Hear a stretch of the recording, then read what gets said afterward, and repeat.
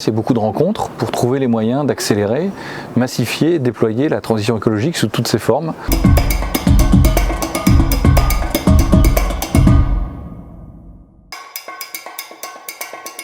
Bonjour, Arnaud Leroy, je suis le PDG de l'ADEME, l'agence de la transition écologique. Déjà du bonheur, je pense que c'est quand même plaisant de pouvoir marcher, de sentir, d'entendre la nature. Ça apporte de la fraîcheur, ça apporte aussi de l'air filtré. C'est des degrés en moins quand il fait chaud, donc un enjeu important de santé publique.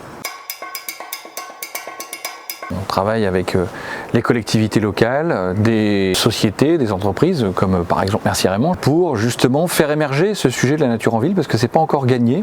Revégétaliser, remettre de la nature, des arbres, faire des trames vertes, voilà, ça c'est aussi l'enjeu de l'ADEME en partenariat avec d'autres. On a édité ce petit guide de 20 recettes qui permettent de comprendre les enjeux et aussi d'avoir des solutions toutes faites pour faire réduire la pollution de l'air, les températures et s'adapter. Je pense que c'est l'enjeu pour les prochaines années. Une semaine type, c'est animer les équipes, parce que c'est quand même une structure où il y a presque 1000 personnes. Et puis après, c'est beaucoup de rencontres pour trouver les moyens d'accélérer, massifier, déployer la transition écologique sous toutes ses formes.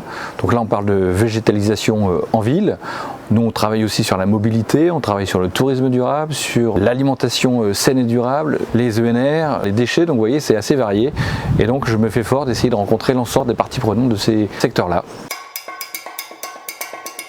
Une loi fondamentale parce qu'elle parle d'adaptation, de résilience, ambitieuse malgré tout ce qu'on peut dire. Nous à l'ADEME on est en charge de mettre en œuvre les politiques publiques. Quand on parle d'éco-score, d'affichage environnemental, quand on aborde aussi la publicité, la question des voyages, de la mobilité, on voit que c'est pas toujours simple. Donc une loi qui méritera d'être renforcée quand il faudra, mais en tout cas qui pose des jalons importants.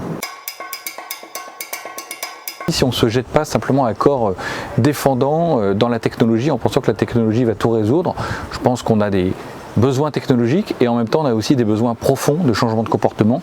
Donc c'est l'association, l'addition de ces deux jambes qui permettra de réussir la transition et la neutralité carbone en 2050.